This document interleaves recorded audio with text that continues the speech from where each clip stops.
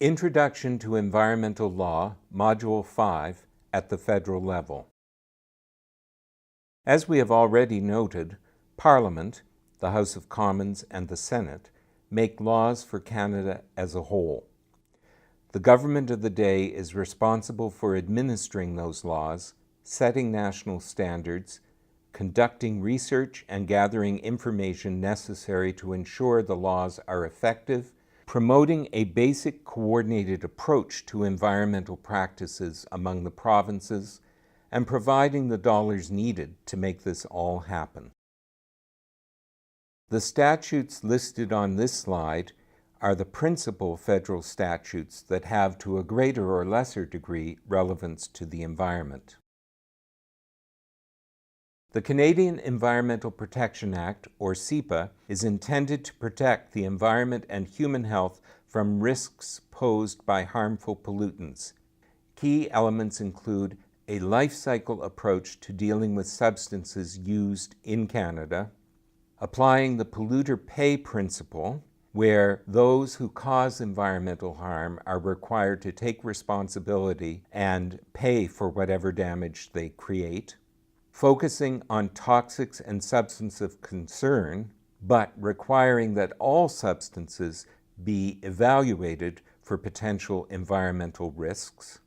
And in this, Environment and Climate Change Canada works in partnership with Health Canada for those substances that may have an effect on human well-being, and Agriculture and Agri-Food Canada for substances that are used in relation to farming and other food-related practices.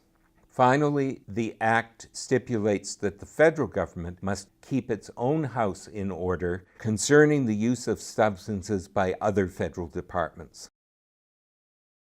The Fisheries Act has been around since 1868. Long before CEPA and even after, most federal prosecutions have been brought based on breaches of its provisions. Under a Memorandum of Understanding, an agreement between departments, Environment and Climate Change Canada administers sections 34 to 42 of the Fisheries Act, which prohibit the introduction of deleterious substances into waters frequented or likely to be frequented by fish. This provision may be overridden if it is authorized through regulation or another act of Parliament. Section 36(5) sets out what regulations can prescribe, authorize, and sets conditions based on what is a deleterious substance, waters or places where it can apply, quantities or concentrations of substances, and who can authorize an overriding of the provision. Some of the regulations made pursuant to the Federal Fisheries Act that relate to environmental concerns are pulp and paper effluent regulations, metal mining effluent regulations, deposit out of the normal course of events notification regulations, petroleum refinery liquid effluent regulations, potato processing plant liquid effluent regulations, and meat and poultry products plant liquid effluent regulations.